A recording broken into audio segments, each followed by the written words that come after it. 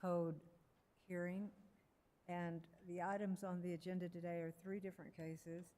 And the first case, and I would just ask staff at this time if there are any changes to the agenda.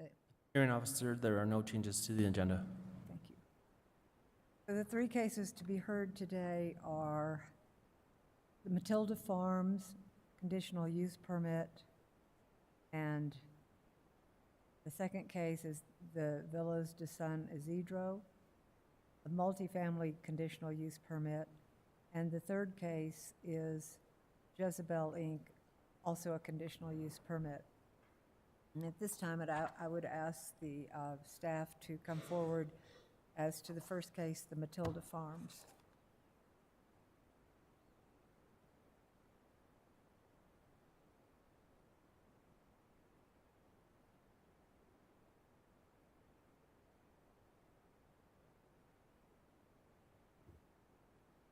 Good afternoon, late noon, Officer Aver. My name is Maggie Valdez, and I'm a Development Review Specialist Senior.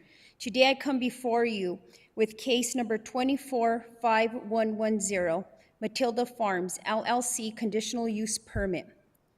Houston Johnson applicant, New Mexico Land Solutions, LLC, agent, request a conditional use permit to allow one 2,000 square foot hoop style commercial greenhouse, 2 160 square foot storage containers to be utilized as storage, 2 mixing tanks, 200 gallons each, and a 600 square foot office trailer to grow cannabis of up to 400 plants on 40.58 acres.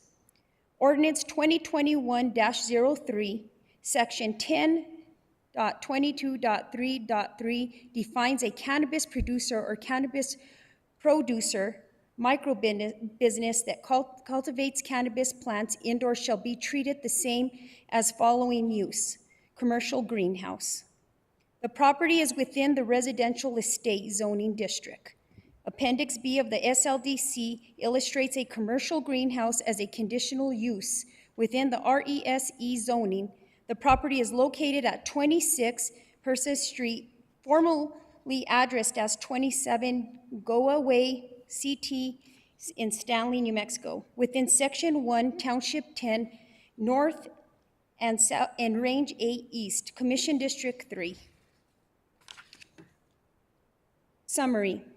The applicant requests approval of a CUP to allow one 2,000 square foot hoop style commercial greenhouse, 2 160 square foot storage containers to be utilized as storage, 2 mixing tanks, 200 gallons each, and a 600 square foot office trailer to grow cannabis of up to 400 plants. The hours of operation will be from 7 a.m. to 7 p.m., Monday through Friday. Pickups, deliveries to proposed greenhouse facility will be conducted once a month by licensed carrier.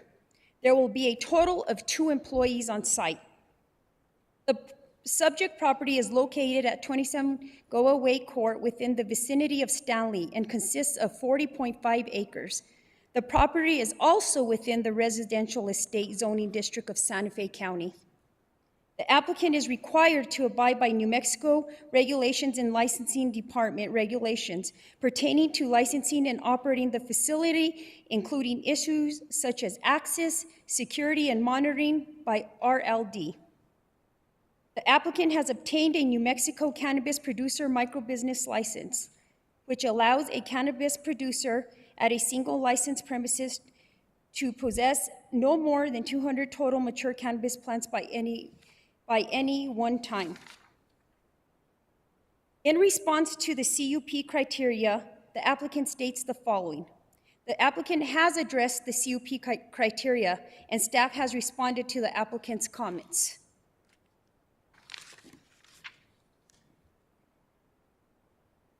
The applicant has addressed the applicable design standards as required by the SLDCs.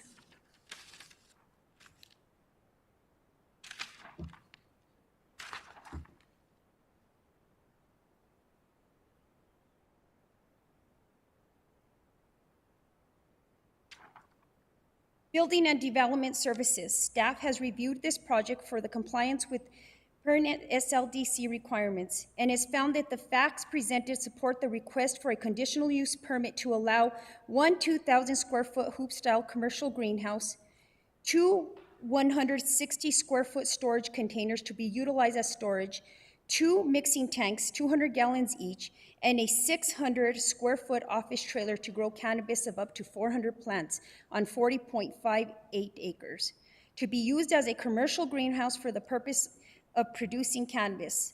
The use is compatible with the current development within the affected zoning district. The use will not impact adjacent land uses, and the application satisfies the submittal requirements set forth in the SLDCs, inclusive of the conditional use criteria set forth in Chapter 4, Section 4.9.65. The review comments have not been reviewed by the State Historic Preservation Office, and the county staff have established findings that this application to allow 2,000 square foot commercial greenhouse and a 600 square foot office trailer to cultivate cannabis plants indoors is in compliance with the state requirements. Standards identified in SLDC Section 10.22, Ordinance 2021-03, and required design standards set forth in the SLDCs. Hearing Officer Hebert, may I enter the conditions into the record? Yes, please. Staff recommends approval of a conditional use permit to allow one 2,000 square foot hoop style commercial greenhouse,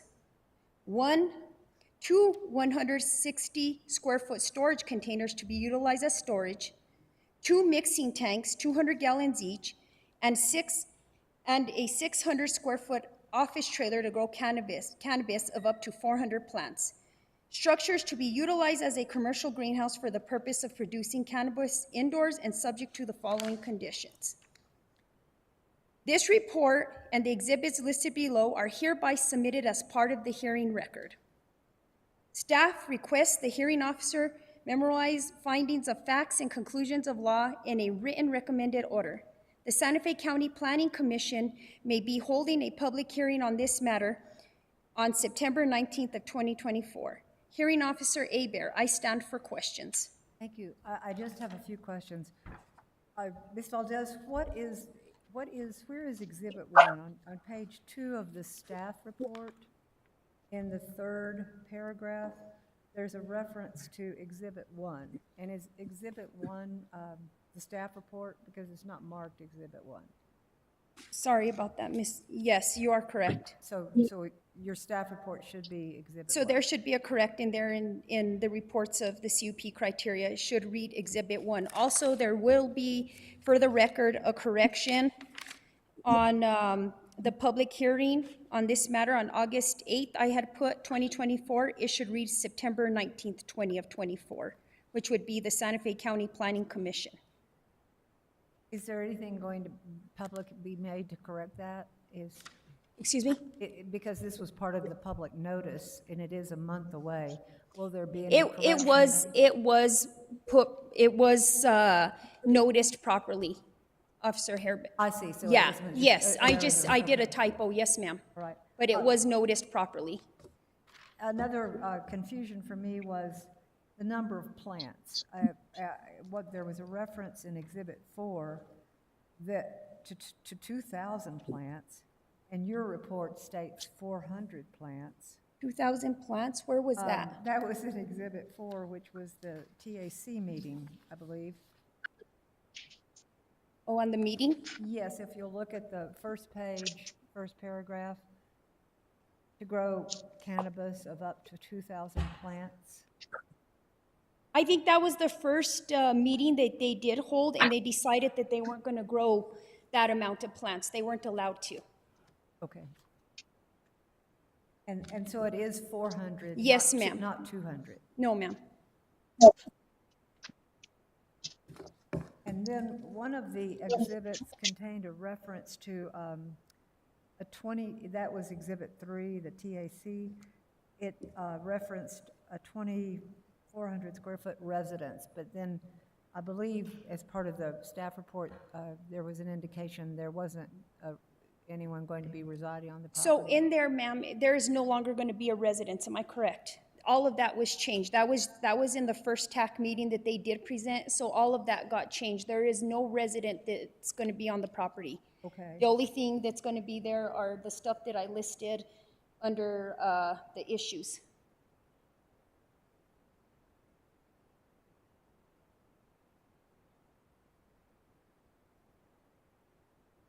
And you just stated that there would be 2 employees, is that correct? Yes, ma'am.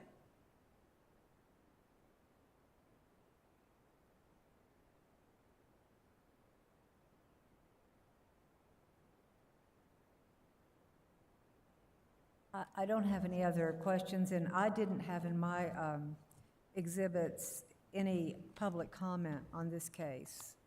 Are there any public comments on this case? That have been submitted prior to the hearing? No, nothing has been submitted on this case, ma'am. Okay, thank you. I'm sorry. Am I allowed to speak? I'm sorry, where's that voice coming from? I'm on WebEx, and I'm a landowner. I didn't know. Yes, you will be allowed to speak after the next presentation of the applicant. I'm sorry, I didn't. Okay. My screen is blank, but thank you. Okay, Thank you, Ms. Valdez. thank you.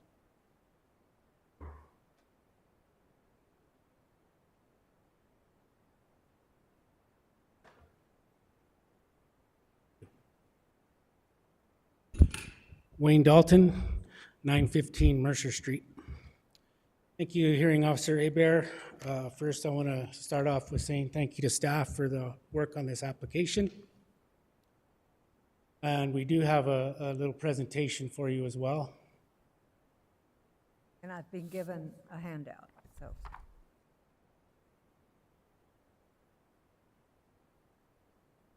Mr. Dalton, before we start off, on the presentation, it refers to the former address 27 Goa Way Court. Which is the current address? Hearing Officer Hebert, the current address is actually Persia Court, I think it is. Yeah. The property was originally 27 Go Away, and then it was subdivided and it was given a new address. The client wishes to keep 27 Go Away Court. So we will get that straightened out with rule addressing before we record the conditional use permit. Okay, so it's going to be the Goa Way and not. That's the plan, is to keep it at 27 Go Away Court. All right, thank you. You go ahead.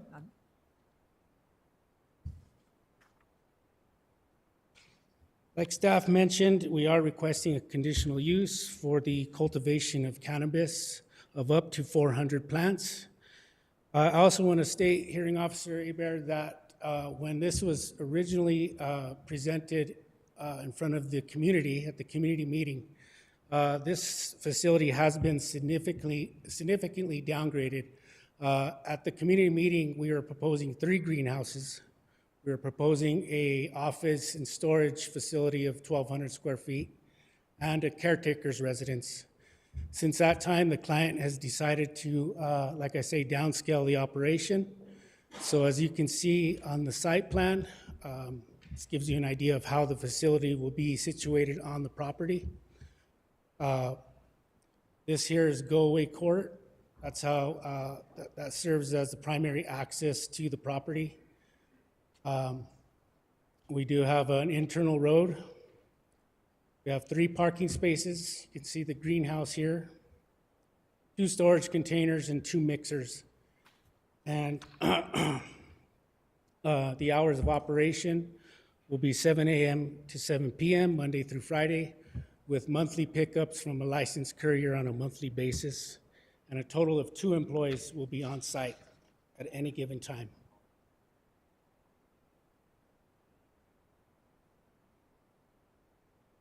I just want to go over some issues that are relevant to this case, and water being one of them.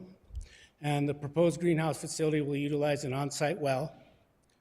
The proposed water budget for the facility is 0.35 acre feet, or 114,048 gallons. The state engineer has granted the conditional utilization of 17.6 acre feet of leased water rights for commercial purposes on the property. Lighting, the proposed commercial facility will basically rely on natural lighting as a primary lighting source to produce the plants. Liquid waste, the proposed greenhouse facility will have no indoor plumbing and will utilize a portable restroom for both the employees. Traffic generated from the proposed facility will be minimal, with only 2 employees accessing the property daily, along with monthly pickup and deliveries from a licensed courier. Security, that's a big issue as well. The greenhouse facility will utilize surveillance cameras, electronic door locks, an 8-foot chain link security fence around the entirety of the proposed growing area, and gates to provide security for the facility. Noise. Due to the small scale of operations, the proposed greenhouse facility will not create additional noise above or beyond typical residential use, or 75 dBA or 10 dBA as outlined in Table 7-21 of the SLDC for daytime hours between 7 a.m. and 10 p.m. for industrial and commercial uses. Also, due to the vastness of the property and the proposed facility being set back several hundred feet from property lines in all 4 directions. Odor was a big concern at our community meeting as well. So we understand that odor is a primary concern with any cannabis production facility. To control this concern, the greenhouse facility will be equipped with an industry-standard commercial air scrubber carbon filtration unit to eliminate nuisance odors permeating from the greenhouse facility. The odor produced by the cultivation of cannabis occurs predominantly only 3 weeks of every 12 weeks in a plant's life cycle, when the plant flowers are established and maturing. Hearing Officer Aber, this is a picture of Go Away Court. This is from the intersection of Go Away and I forgot the other road there, but this is at the intersection. The road goes all the way down to the property. The road is 20 feet in width and has a gravel driving surface. And these are just pictures of the property. Excuse me, Mr. Dalton, and that Yes. it's a 40-acre piece of property? Yes, it is. That's correct. And we are in agreement with staff conditions, and I stand for any questions. Going back to the odor issue, what do you estimate is the nearest residence to this property? The nearest residence is approximately, I believe, little over 300 feet from the property line, from the eastern property line. And the facility will actually be set back 225 feet from that property line. So you'll have a distance between the closest residence and the greenhouse facility of about a little over 500 feet. Thank you.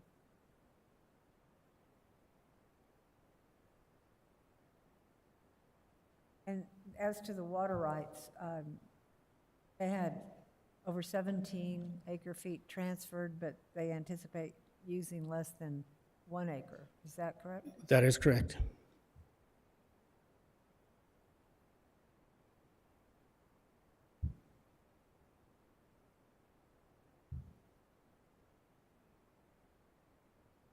And does the operator anticipate this would be a seasonal production, year-round production?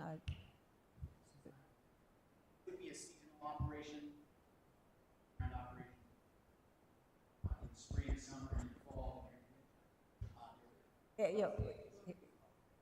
Thank you. Hello, my name is Houston Johansson. I reside at 937 Mercer Way. I appreciate this opportunity. And to answer your question, yes. Oh. Yes, I do. You can tell I haven't done a lot of this. That's- Anyway, to answer your question, yes, it'll be a seasonal operation. This will not be year-round. Part of the reason that we're not utilizing lights, so we couldn't do this kind of stuff going into the late fall, winter, early spring. So it'll be pretty much in the summer, early fall, late spring. And when it's not in operation, the employees probably would seldom be there. I'm just kind of trying to gauge about the traffic. So the little bit of traffic generated is probably only going to be for half the year.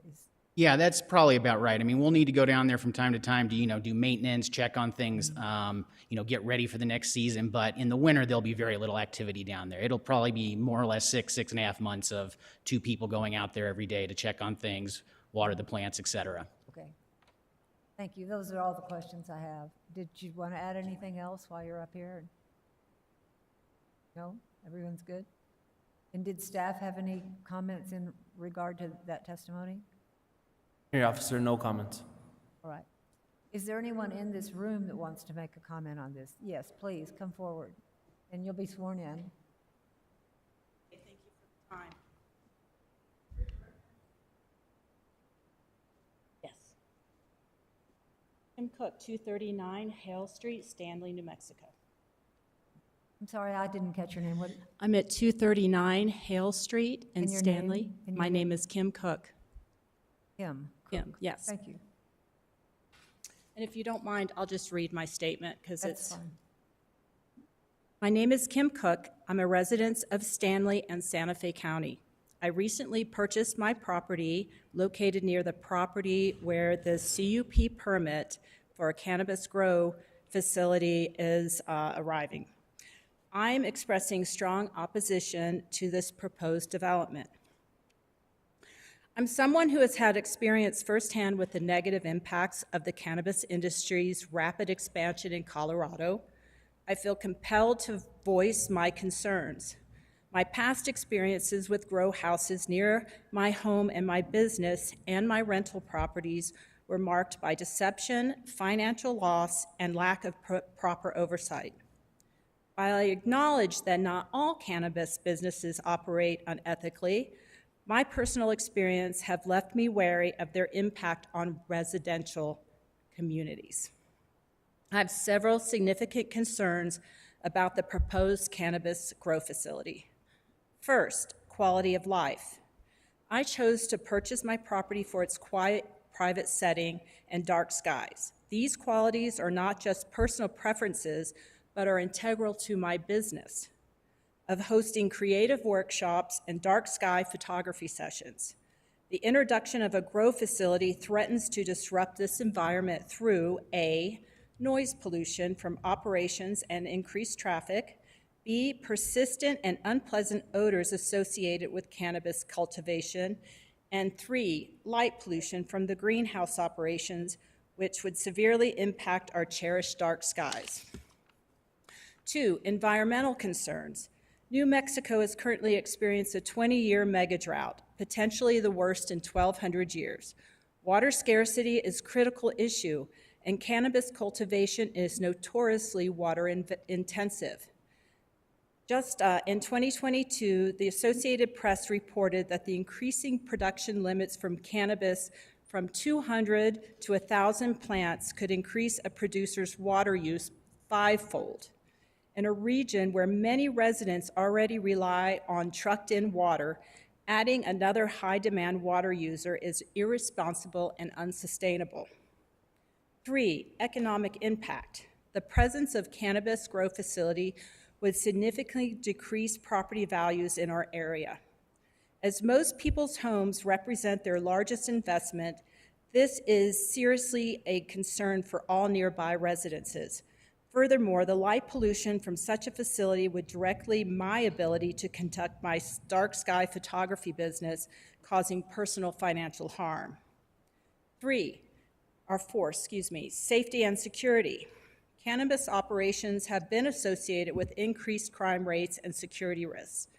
A recent ProPublica investigation in March 2024 found links between organized crime groups and the cannabis industry, bringing concerns about violence, drug trafficking, money laundering, and labor exploitation.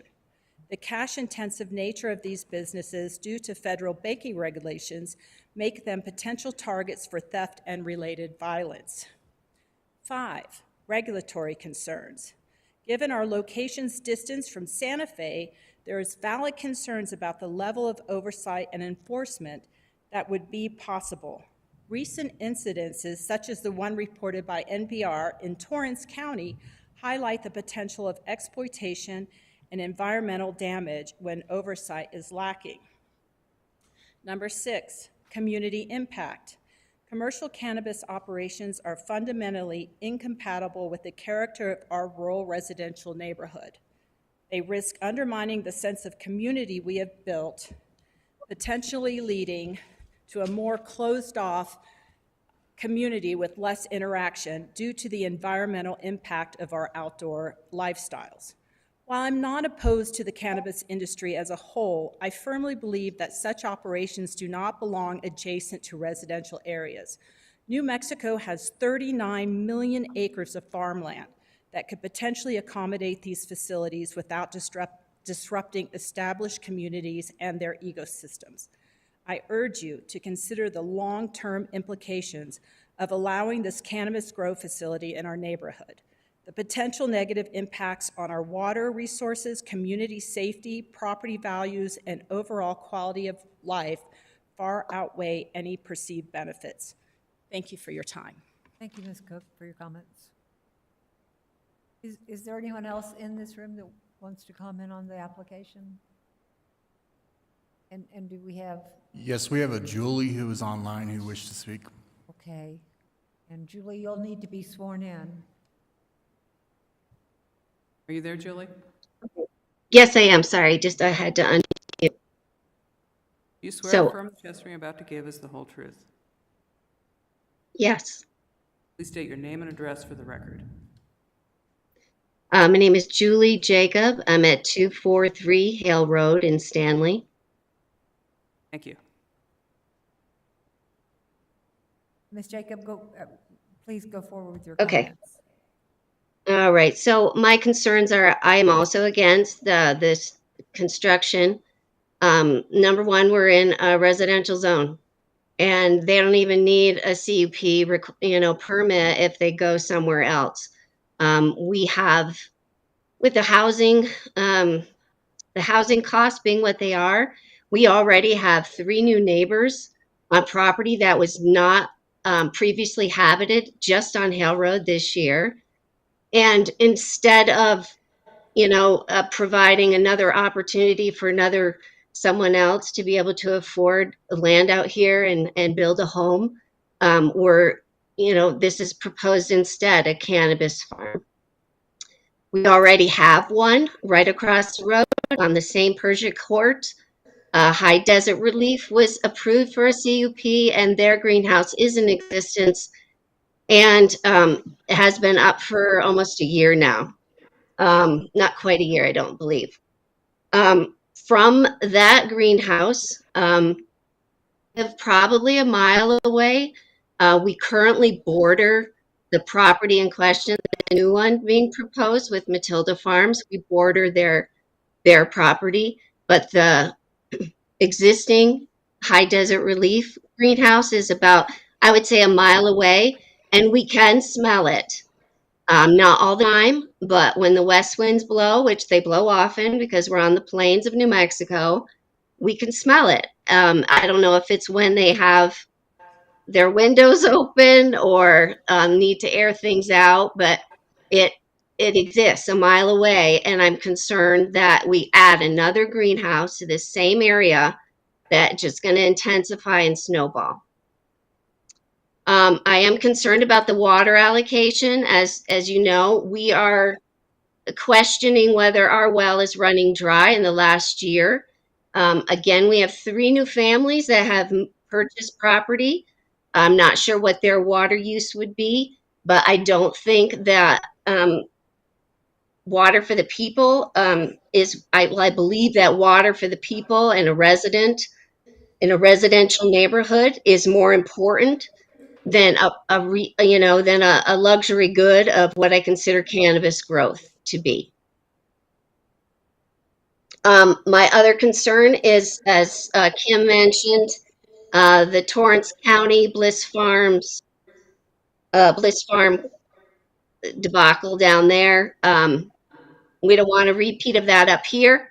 I don't know, and I do have some question to Houston, whether this is a locally operated cannabis farm, or is this investors that are just, putting money into it, that they don't have any, you know, stake in the game, as far as our residential community, and have concerns about what we're concerned about and the impacts to our community. I just don't want to see our residential zone turn into a commercial operation of cannabis. It's not a fit, and they can go other places. Thank you. Ms. Jacob, I'm not familiar with this reference to Torrance County and Bliss Farms. What was the occurrence there? There was some Chinese investors that came through and purchased a farm in Torrance County, and there was little oversight, but some, from what I understand, it's an NPR.org article.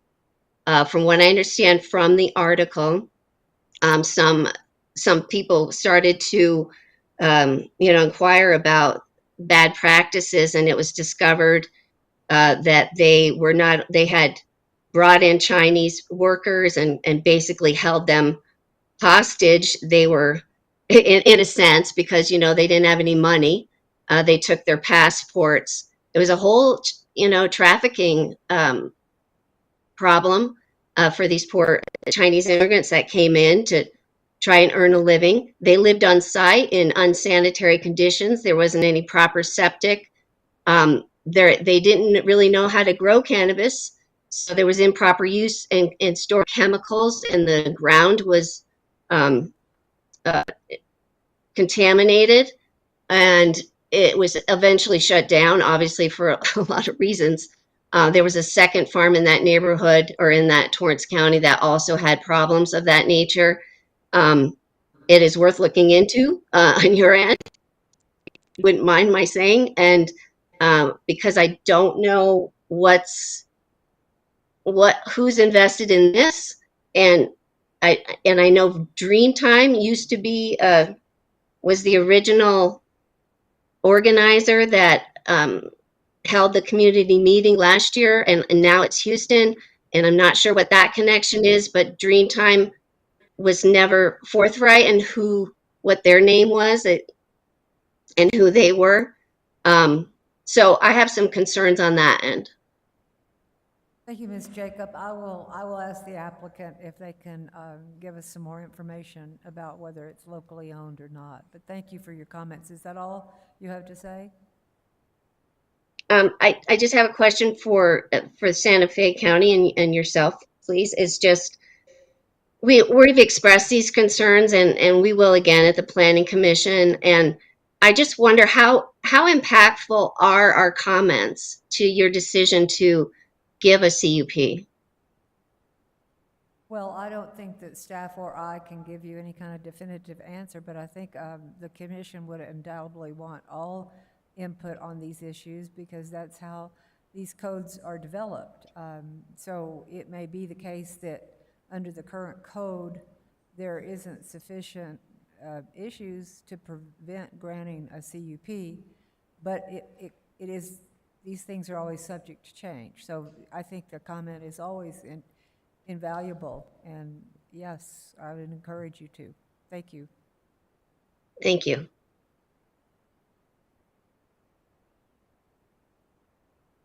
Are there any other comments online or otherwise?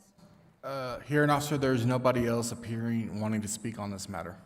Thank you. And I see Mr. Dalton has come back. Are you going to be able to help us as far as the applicant's Yes. situation? Thank you. Hearing Officer Hebert, Mr. Houston Johansson is the owner-operator of the facility.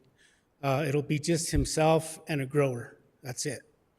No other employees, no outside help, no, that's it. 2 employees, Mr. Johansson and a grower. That's it.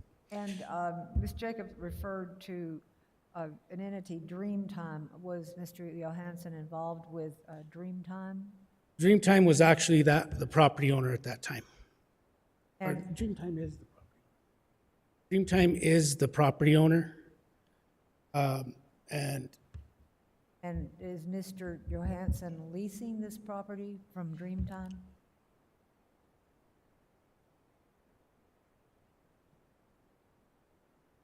Yes, so just to directly answer your question, this is a locally owned and operated entity. Dreamtime is the corporate entity that owns the land and the water rights. It's owned by Mary Lattimore, who is a member of my family. She lives here in Santa Fe and has since '78. I was born and raised here in Santa Fe and have lived here for all but 5 years of my 38 years on this wonderful planet. And I am the owner and operator and will be the daily operations manager down there for Matilda Farms. So Right. it's about as local as you could get. Thank you, Mr. Johansson. Thank You're you. welcome. Thank you. Just a Hearing moment, just a Officer minute. Hebert, I also want to address the water concern. An average family uses about a quarter acre foot of water a year, which is a little over 81,000 gallons. Our facility is using 0.35, which is 34 gallons more than a typical residential use. So I just wanted to point that out to you as well. And then I think I heard, the testimony was again that there was over 17. Yes, Acre they do have irrigation water rights of 17.6 acre feet. So the water use for this facility is minimal compared to what they're allowed to use. Thank you. And lighting, there is no lighting in this facility other than security lighting. The growing operation will rely on sun for cultivating the plants. So there will be no indoor lighting in the greenhouse itself. So the security lighting would only come just- on if there's some disturbance, is that? Yeah, that's correct. And as far as security goes, they do have to comply with all state requirements for security, which they have done. Thank you, Mr. Dalton. Thank you. Ms. Jacob, if you want to make another comment, please come forward. Ms. Cook. Ms. Cook, sorry. appreciate this time. I'm very wary because in Colorado, I heard all of this. And the amount of traffic, for me, it's the oversight. There's no one ever to look over these farms. We're in Stanley. We're an hour away. These people live here in Santa Fe. There's not even going to be anybody living there. And that is what happened to me in Colorado. Because things happen. It's a grow facility. This is still, if there's going to be 2 people, that's it during the day, just 2. And they're having a facility there. There's so much more involved than that. And that's what scares me. Because there's just 2 people. And there's not going to be any oversight in Santa Fe that's going to come down and check and see what these people are doing. And they have 40 acres. They can do whatever they want. But we live there. This is our home.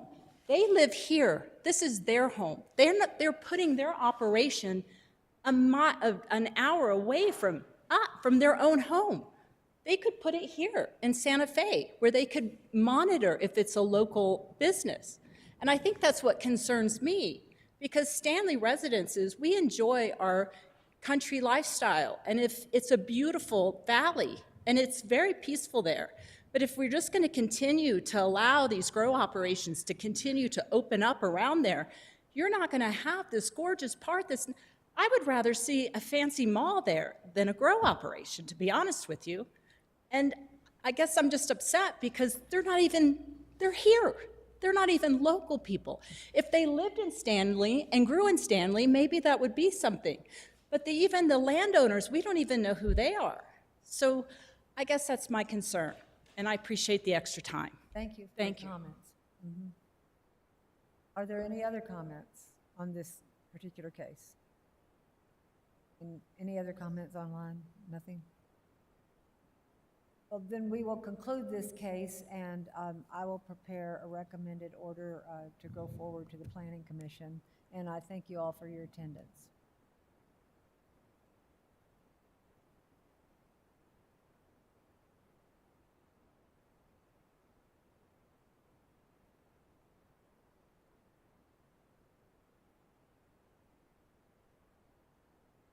The next matter that will be considered is the Villas de San Isidro multifamily conditional use permit. Ms. Valdez again. Yes, ma'am. Good afternoon, Hearing Officer Aber. My name is Maggie Valdez. I'm a Development Review Specialist Senior. Today I come before you with case number 245070, Villas de San Isidro, LLC, multifamily conditional use permit. Villas de San Isidro, LLC, applicant Jeekins and Gavin, agent are requesting a CUP to allow 23 multifamily resident dwelling units on a 7.70 acre site. The project proposes to utilize city water and wastewater. The site will take access via Rufina Street. The property is zoned traditional community within the Village of Agua Fria Community District Overlay. Table 9-12-3 VAFCD-TC dimensional standards illustrate the density within the VAFCD-TC as one dwelling per 0.75 acres and may be increased to one dwelling unit per 0.33 acres. If the lots are served by public water or sewer, the site is located at 3933 Rufina Street, Commission District 2, SDA-2. Summary. The applicant requests approval of a conditional use permit to allow 23 multifamily rental resident dwelling units. The facility will be located on a 7.70 acre parcel of land. The applicant is required to abide by construction industries divisions, ensuring that the construction is performed in a safe, competent, and professional manner. The applicant states that the vacant 7.70 acre subject property is located at 3933 Rufina in the Village of Agua Fria, SDA 2, and zone traditional community. The proposed project is a 23-unit multifamily rental community comprised of detached single-family dwellings, which requires a CUP. Access to the property will be via Rufina Street. The project is being served by city water and sewer, thus allowing one dwelling unit per 0.33 acres. In response to the CUP criteria, the applicant states the following. The applicant has addressed the CUP criteria and staff has responded to the applicant's comments.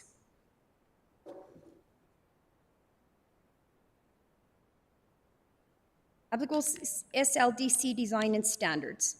The applicant has addressed the applicable, design standards as required by the SLDCs.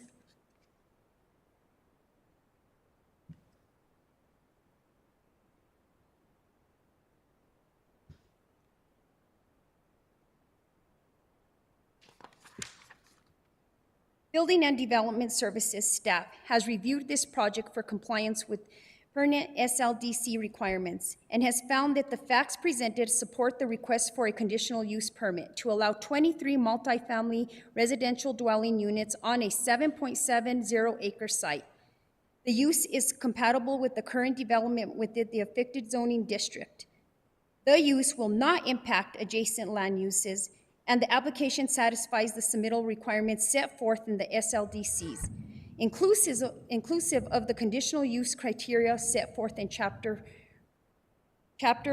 section 4, sorry about that. The review comments from the State Historic Preservation Office and county staff have established findings that this application to allow 23 multifamily residential dwelling units is in compliance with state requirements, standards identified in SLDC section 9-12-3 and required design standards set forth in chapter 7 SLDC. Hearing Officer Aber, may I enter the conditions into the record? Yes, please.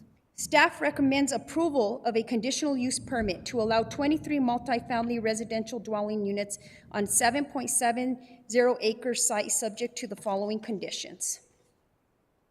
The report and the exhibits listed below are hereby submitted as part of the hearing record. Staff requests the hearing officer memorize findings of fact and conclusions of law in a written recommended order. The Santa Fe County Planning Commission may be holding a public hearing on this matter on September 19, 2024. Hearing Officer Aber, I stand for questions. Thank you, Ms. Valdez. I noted on Exhibit 6, which is the Santa Fe Fire Department exhibit, on the, on the front page, ordinarily one of those boxes is checked, and it's usually approved with condition. And in this instance, it may have just been an oversight, but no box is checked. Is On the fire? it, on what's marked as Exhibit 6? The So development- it starts off with Fire Prevention Division. And then the next one, And just below that first box, there's a line where with, it says project status. yes, yes. And in most cases, it's Okay. approved with conditions. So if you go back down, I apologize for that. I will let them know. But if you go to the second page, you'll find on final status, it does recommendation for development plan. It says approval with the above conditions applied. Well, that's, Yeah, okay, so and- this was just an oversight. Okay, I will, No, that's fine. That's okay. fine. That's a good thing. Thank you. And my understanding about this plat is that these are not separate lots, obviously. It's all one lot, so they cannot be separately deeded. Is that, Right. that's your It's all understanding? one lot, and then I'm sure So Ms. these are- Jenkins can these get are- up here and explain a little bit more about what's going on after I, Okay, okay. But I do want to ask you specifically about a reference, and I hate to put you on the spot about, because the code is no, just- it's okay. The code is just so difficult. But if I'm on page 7, back again with Exhibit 6, the one that starts off with the fire, if you go to page 7, which is the zoning and dimensional standards discussion, it's the next to the last page.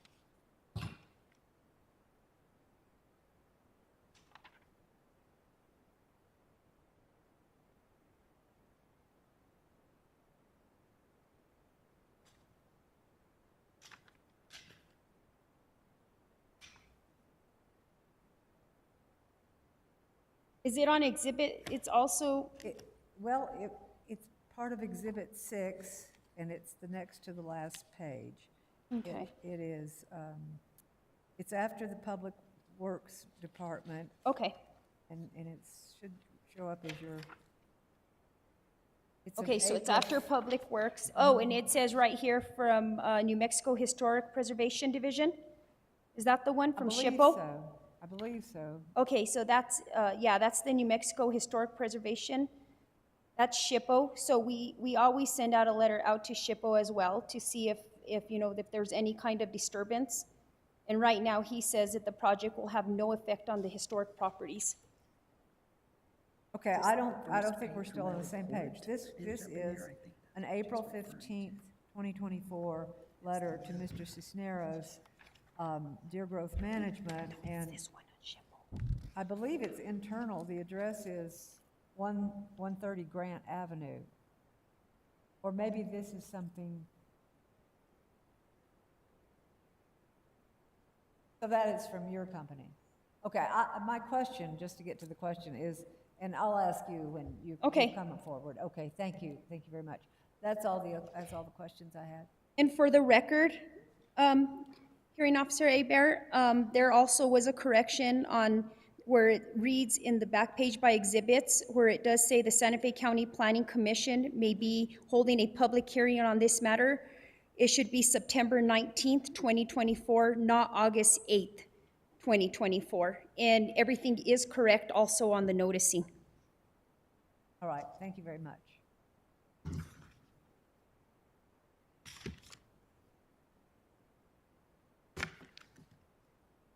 And at this time, would the applicant come forward?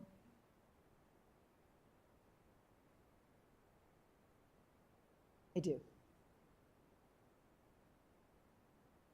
Good evening, Hearing Officer Hebert. I'm Jennifer Jenkins with Jenkins Gavin here on behalf of the applicant, and my address is 130 Grant Avenue. Okay.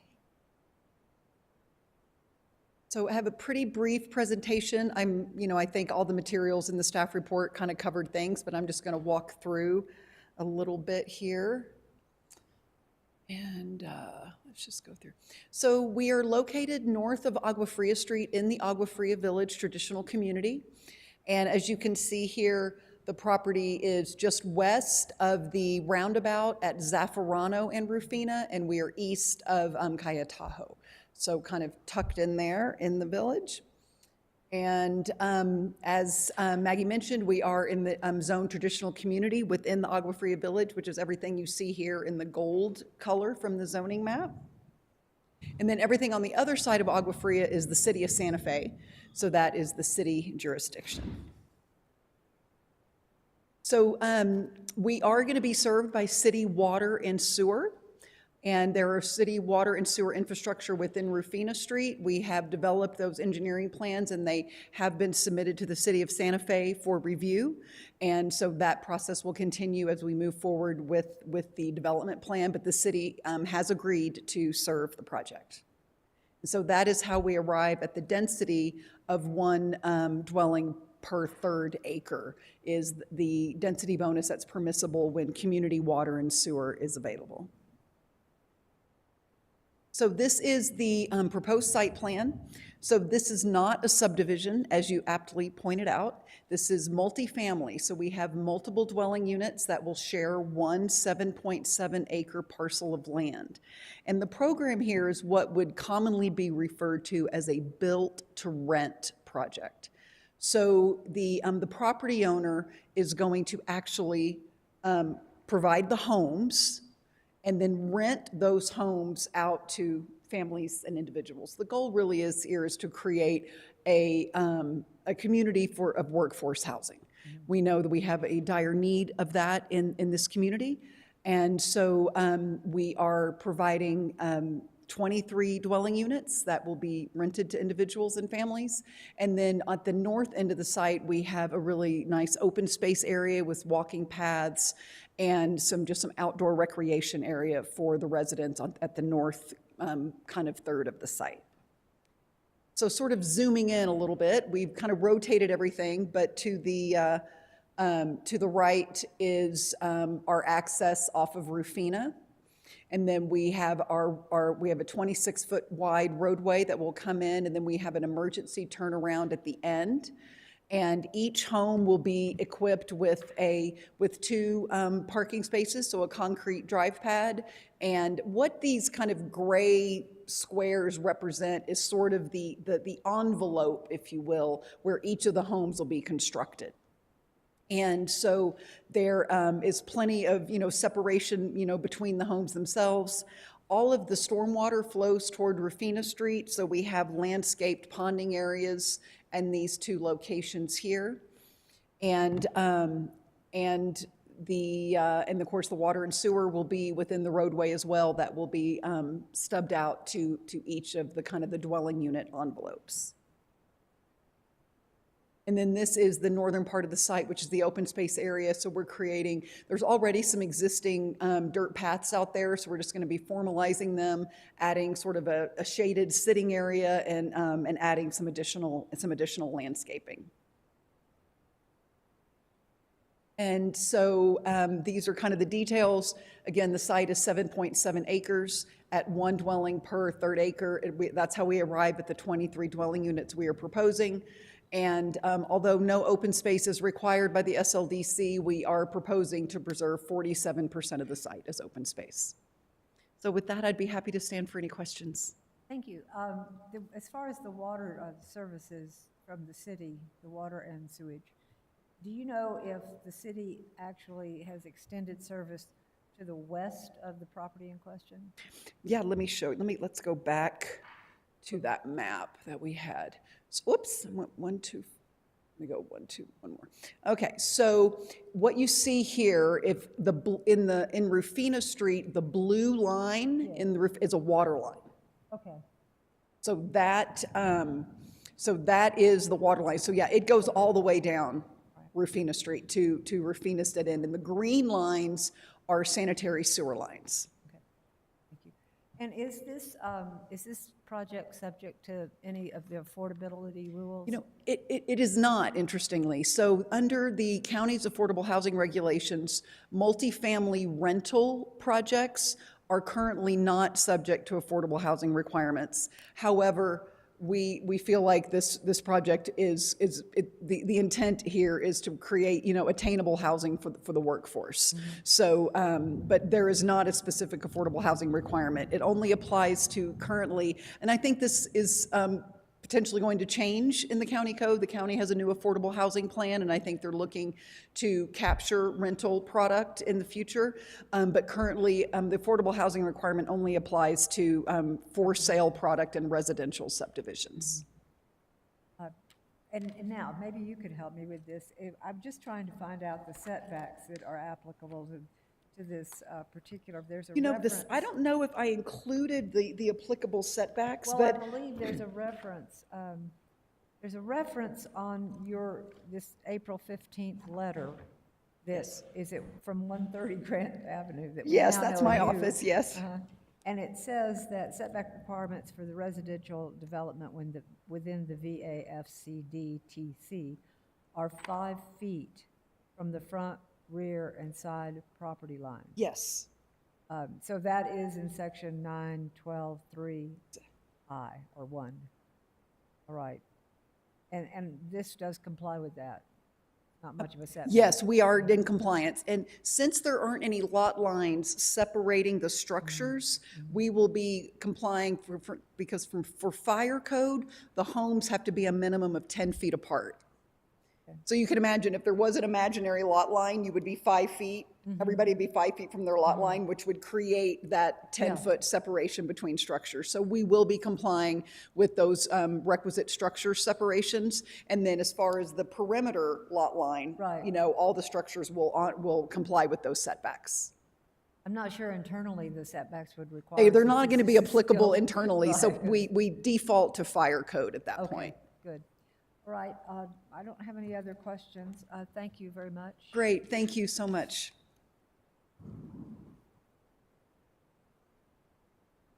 Is there anyone in this room that wants to make a comment on this project?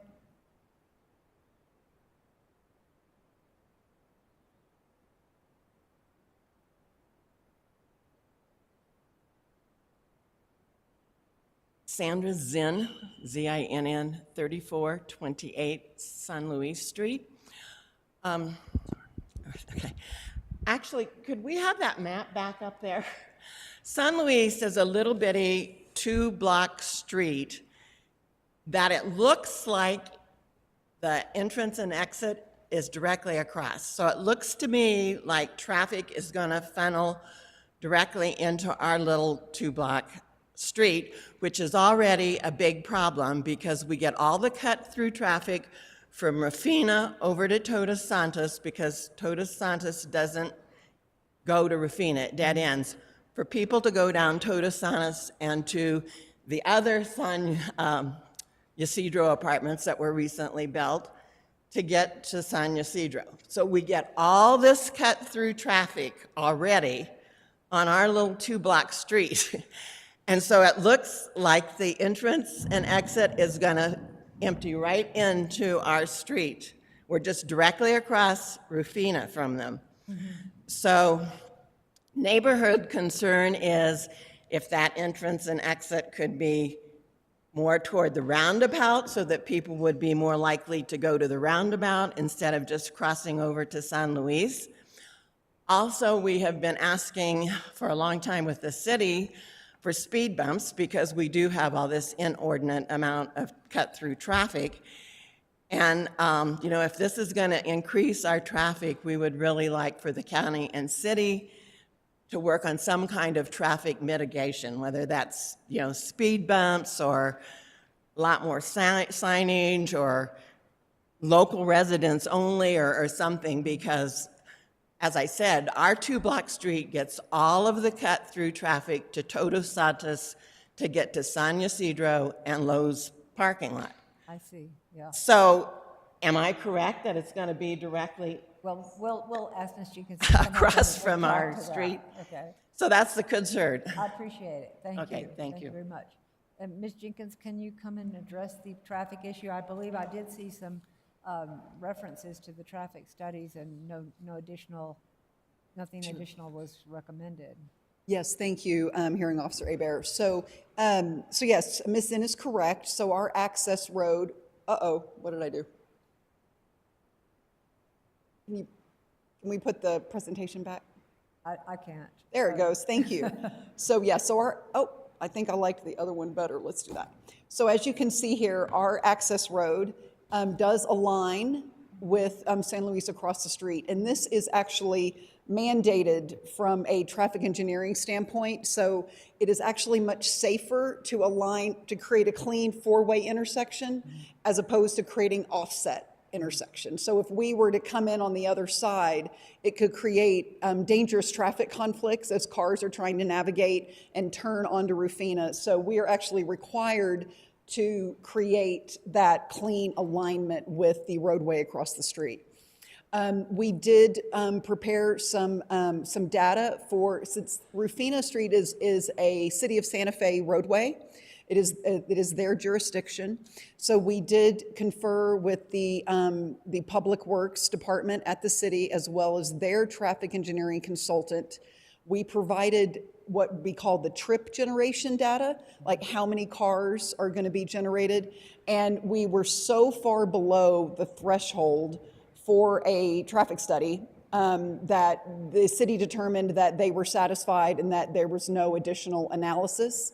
The city also has issued an access permit for our connection to Rufina because they did have to review the engineering of our roadway connection to Rufina. So all of that has been reviewed and approved by the city. Ms. Jenkins, is it possible that the applicant would work with the people concerned that are on this small street as far as trying to get whichever entity, city, county, as far as the speed bumps because of this cut-through problem? Yeah, I mean, I think we would. Yeah, the city, as I think Ms. Zinn is probably discovering, they have a kind of laid out process for, it's their traffic calming program. And so if there's a neighborhood is concerned about speeding, it's primarily about slowing cars down, right? So they would make an application to the City Public Works Department. The city would have to do a speed study on the roadway. And then if it is determined that there are speeding issues, then the city has a fund where they can fund improvements such as speed humps could be one possibility. There are other measures that can be employed to slow traffic down. And, but it's not really something that we, can really influence. We would obviously not be opposed to that neighborhood doing pursuing whatever measures they can through the city's process. And if there's anything we could offer, we would for sure. But I do not think that, but the city has a very laid out, clear process for how that works. Okay. Yeah. Thank you. Thank you very much. Is there, yes, please come. The problem with the city plan is our city councilor, who is Jamie Cassutt, says there's no money at this time for traffic calming.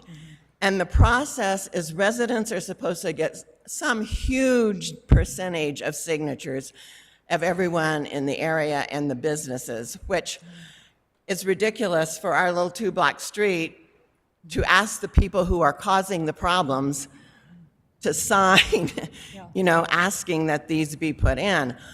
So our request would be that the developer and the city do this, because I feel like it's really not realistic to expect people on 2 blocks who are the brunt of all this problem to get the entire area, to sign. But the people are already cutting through and the development's not there. And I appreciate the fact that you feel like there'll even be more, but the problem is, So we have discussed it with the city, the HOA has, the COA, individual residents have. And as I said, Jamie Cassutt told me, even if we apply, there's no money right now. So, I feel like the developer has some responsibility for this, because it got much worse with their other development on the corner of Todos Santos and San Ysidro when people moved in there several years ago. And now we've got another one. And like I said, our little 2-block street is the whole conduit for the whole area. I hear you. Thank you, Ms. Zinn, for your comments. Mhm. Are there any Hearing other- Officer Aber? Yes, Just to concur with Ms. Jenkins' statement, we do require, if this was a county road, to realign with another road and to follow ASHTO standards as well. So I just wanted to bring that to your attention. Thank you, thank you. All right, is there anyone online that wants to make a comment on this? There's someone else in here? Yes, please come forward. Is this rain that we're hearing? Yes. This is amazing. We're missing the rain.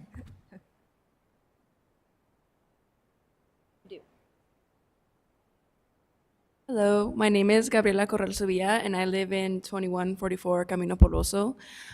So that's the street that's right next to where these homes would be built. I would be living directly behind these new homes, and I do have some concerns. Oh, sorry. So I live in the street right next to where these homes would be built, right behind these homes. And I do have, me and my family and my neighbors have some concerns regarding these homes that are going to be built directly behind our neighborhood. One of the most significant concerns would be flooding. So there have been several times where our street would be filled with water, and this water would be funneled from the street down into our homes, and usually we would depend heavily on the land behind us to absorb this water. If there was, say, a fence there to block this water from flowing naturally into the greenery behind our homes, the water would accumulate directly in our home and would cause damage to our fences, our homes, animals. There was an occasion where my dogs were swimming in our backyard because it was filled with water, and my dad had to take down the fence in order for the water to flow to the land behind our home, which is where these homes are being planned on to be, built. So that's our main concern, that it could cause problems and damage, possible damage to our homes. And other than flooding, our main concerns would probably just be the increase in traffic, and also we were unaware of what these homes were going to look like, and we thought that we want to know how tall they would be. Just, we would like the sunlight to hit our home and not be blocked by homes that would be blocking the sun. And we also are a bit concerned about our privacy, since these homes are kind of being squeezed into a small space and would be extremely close to our fences and our homes. But those are our main concerns. Yeah, thank you. Excuse me, but is your residence north of this proposed property? It's east, yes. It's, if I could use this pointer thing, I'd show you. But it's right next to, it's on the east side. It's on the east side. Yes. So it'd be And so right, the drainage is already coming so it would be like, from west to east? Is that what you're saying? oh, I think this one shows better. So the house is directly to the right. Okay, Yes. okay, thank you. So it is a problem already Yeah. as far as the water, and you believe that water is coming from this side? Well, when it floods, the water's coming from the north, because there's the river that's up north. So the water accumulates and comes from the north of our street and usually funnels to the sides.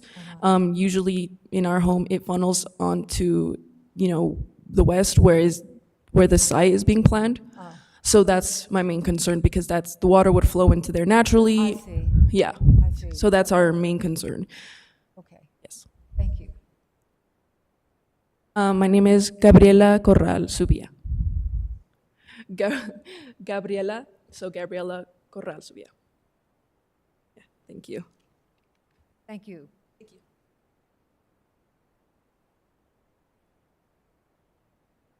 Ms. Jenkins? If I may, thank you so much. So wanted to with respect to the Camino Polvoso community directly to our east that Gabriela pointed out, so they're actually a little higher than we are. They sit up a little higher. And absolutely, as vacant property, it is absorbing stormwater, as she aptly pointed out. But here's the good news. The good news is that we are grading the property, so all of our stormwater, we have drainage swales along the edge of our roadway to capture the stormwater, so little drainage ditches along the edge. And then, so everything is being graded to move towards the middle of our property. So there will be no stormwater exiting our property, and that could impact our neighbors to the east, because they are upstream from us. Right, but where is the water going to go on your And then the property? water is going to be retained in 2 retention ponds. Near the south end, there's this one here, and then there's this one here that are going to be landscaped. They're going to be beautiful. And then any overflow will go into Rufina Street. I see. And we also have we have 3.5 acres of open space at the north end of the project that will continue to absorb stormwater as it rains, or stormwater flowing from points further north. So there is a significant portion of this property that is going to remain undeveloped, that will continue to allow, to be the sponge that the earth needs to be for stormwater. But we are, this project is being properly engineered. And so there's, like I said, there is no water that is going to exit this property that is going to impact our neighbors to the east. Thank you. Great, thank you. Are there any other comments? Is there anyone online? Hearing officer, there's nobody online. Okay, thank you. Yes.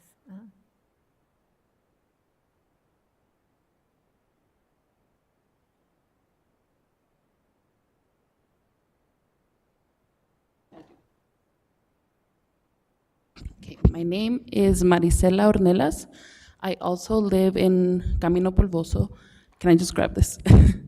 So one of my first concerns when I learned about the building of these apartments, as they were stated in the letter that was given to us, was the height. Because, so we've been living in Camino Polvoso for about over 10 years, and we really enjoy, it feels like the country, but in the city, because we get to enjoy our sunsets. We have plenty of space between our neighbors, and I just wanted to make sure that the building of this wouldn't be so high that it just blocks our view, because we do have, plants, fruit trees. Of course, nobody wants to face a wall when you had a great view, right?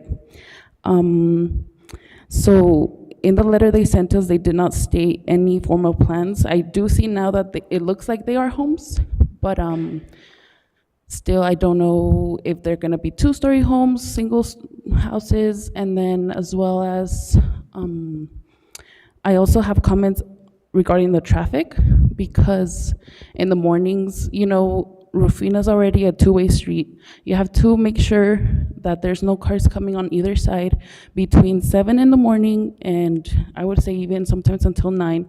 There's already so much traffic. It's because it's a school zone, so there's people taking their kids, coming back, going to work downtown or even Albuquerque. So there's already a heavy amount of traffic in the morning and like between 4 and 6 p.m. So I don't know if you guys are familiar with Lopez Lane. There's a traffic light there. The traffic sometimes goes to the roundabout where I have to wait sometimes 20 minutes to get home, when Camino Polvoso is not a long way from the roundabout. So they said they want to build 23 homes. So as you can see, there's already a house in the corner, in the bottom corner of this area. So it's kind of sandwiched between that homeowner and then our street. So if you can take a look at that, it's quite, 23 units, in my opinion, is quite exaggerated for the land there. Especially because they say they will build a parking lot, but that's gonna significantly increase not only the traffic, but also the type of neighbors we get. So right now we're very comfortable. We're, like I said, a good ways apart from our neighbors. they may build affordable homes, which is great, but although renting, is still a problem here because you cannot find anything that's like 1,500, that's like big enough for a family. I'm sure these will be 2,000 and above, but the building has nothing to do with the tenants.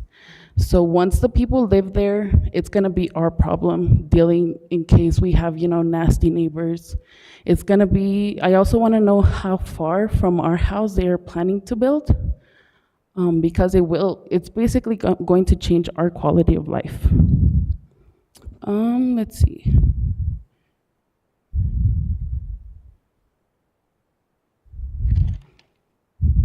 Okay, lastly, I just want to talk about, so right now it's super vacant. It's been vacant for like 20 years. There's a lot of wildlife there, and I'm sure that's gonna be, it's increasingly, the amount of houses and apartments being built are affecting wildlife, and I know it is, but besides that, in South Meadows, which is not far apart from there, there's already two or three new apartment complexes that they're building. So they're heavily saturating this section already. And now it's coming strictly to Rufina, right next door to Camino Polvoso. So yeah, that's pretty much all I have right now. Thank you. Thank you for your comments. I think Ms. Jenkins is going to address at least the height issue of the buildings. Thank you. Yeah.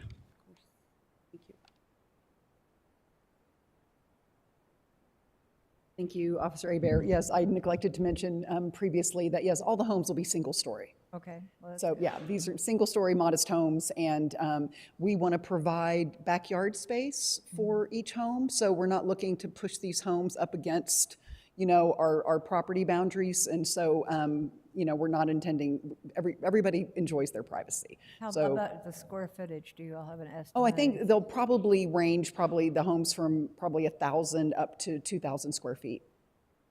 Yes. Okay, thank you. Great, thank you.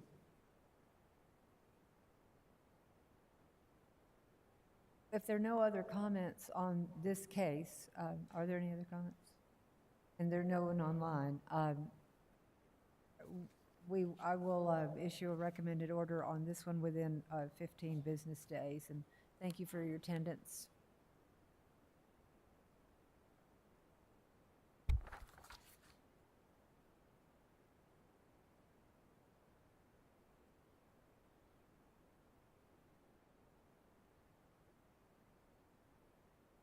And at this time, I'll call the last case, which is the Jezebel. It's case number 245140, Jezebel Inc., conditional use permit.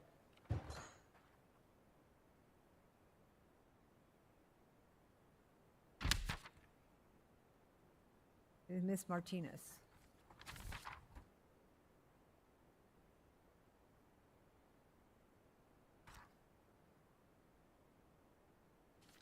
Thank you, Hearing Officer Hebert.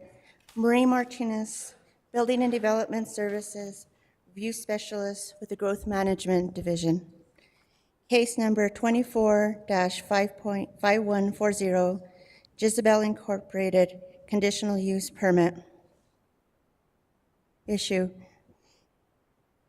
Jezebel Incorporated, Jessica Kaplan, applicant, is requesting a conditional use permit to allow her a tavern within the existing 2,500 square foot structure and 800 square foot outdoor patio area. The site is within the Madrid Community District overlay with a base zoning of traditional community and is within the Madrid Rural Commercial Overlay, Section 9.6.4.1.2, MCD Overlay Zone States.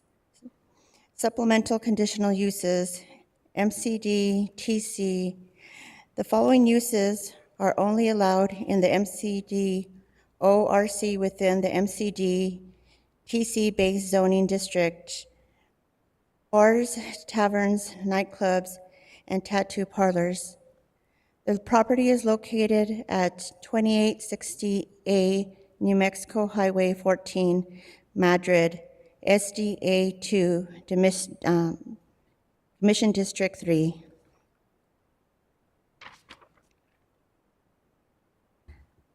Summary. The applicant is requesting the approval of a conditional use permit to allow for a tavern within the existing structure. This tavern will be a sit-down serving style, no bar.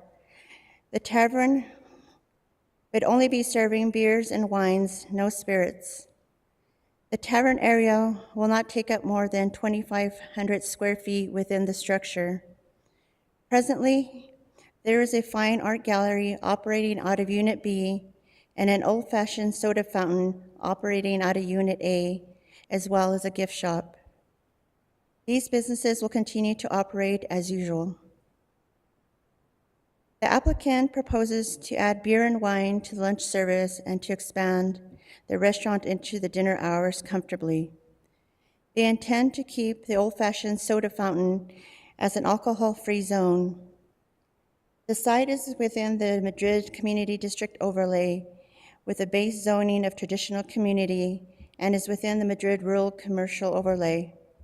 Section 9.6.4.1.2 MCD overlay zoning states supplemental conditional uses. MCD TC, the following uses are only allowed in the MCD O-RC within the MCD TC-based zoning district: bars, taverns, nightclubs, tattoo parlors. The property is located at 2860 New Mexico Highway 14. Jezebel Incorporated is on Highway 14 North. Utility access is in the rear of the building off Ice House Road. The building is over 100 years old. It was originally the general store in the 1800s when Madrid was a coal mining town. There are 4 units. Jezebel Incorporated occupies Unit 1 and 4. Next to Unit A, there is a small yard. This is a loading dock with no parking allowed that can be utilized for emergency vehicles. At the northern end of the boardwalk will be a handicap ramp, as well as a handicap parking spot. On the north side of the building, there is Ice House Road. Down Ice House Road in the rear is employee entrance, as well as a utility access point. Access permit C-2023-018.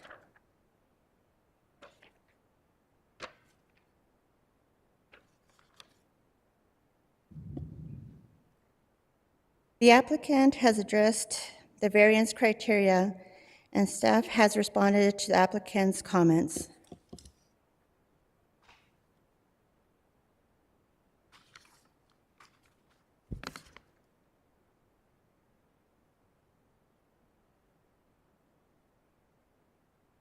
Building and Development Service staff has reviewed this project for compliance with pertinent SLDC requirements and has found the facts presented support the request for a conditional use permit to allow a bar or tavern within the existing 2,500 square foot structure, Unit A, and 800 square feet of the outdoor patio area.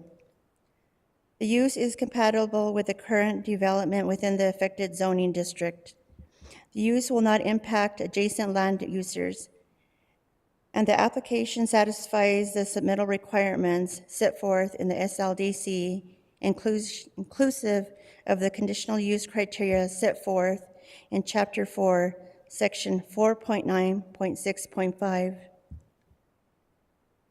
The review comments from state agencies and county staff have established findings that this application to allow a bar or tavern within the existing 2,500 square foot structure and 800 square feet of outdoor patio area is in compliance with state requirements and design standards set forth in the SLDC.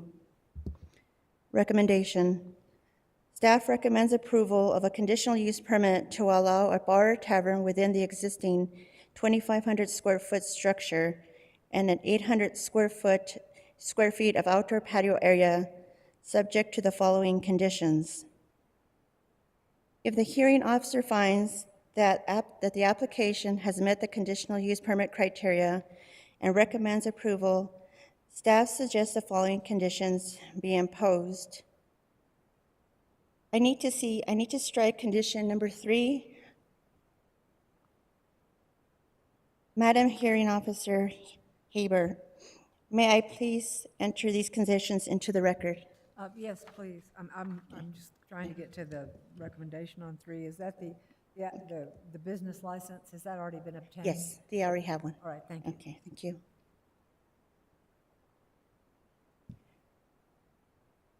The report and exhibits listed are hereby submitted as part of the hearing record.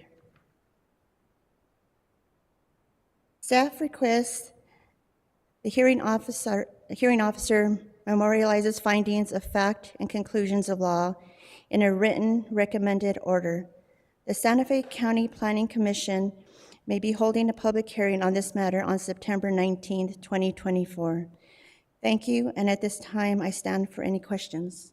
Thank you. It was very complete, and I really have only a couple of questions. And it's, if you will look at Exhibit J, which is the site plan.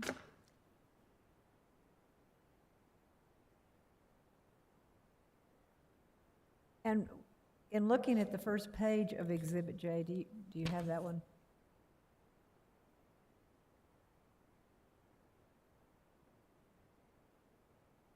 It's the 3 pages with the, Yes. the site plan. And looking at that, Ms. Martinez, I look at Jezebel Unit A, Jezebel Unit B, and what it says in very small print is alcohol-free zone, and then, of course, the soda fountain, which is alcohol-free zone, as well as the gallery. So what proposal of this is, will it be everything except the soda fountain and the art gallery that will be able to serve the beer and wine? That is correct. Okay, and that, of course, includes the patio, 800-square-foot patio? Yes. And do you know whether, I know that it looks as if there's parking off of 14. Yes. Is there parking in the rear or just the delivery area? The parking is in the front. When I went out to do a site visit, there's parking in the front, and then there is also additional parking when you first enter into Madrid. It's like a community parking almost. Mm-hmm. And this property is on the north end of, near that community, near that parking area? Yes, it Is is. that right? Okay. Yes, please. All right, thank you. Okay. Does the applicant want to come and make any comments on this application? Nothing to add? And I don't have any questions for you. It was very complete, so thank you. And are you still, well, you're not testifying. I'll ask Ms. Martinez. Do you know whether or not they do have their liquor license at this point? No, they will have to apply for that after the fact. Okay. Thank you. Thank you, Officer Aber. Thank you. Are there any comments on this application? Hearing officer, there's no one online. Just really thinned out the room here. Okay, I will prepare a recommended order within 15 business days. And if there's nothing more to be heard today, we will conclude this hearing. Thank you, everybody.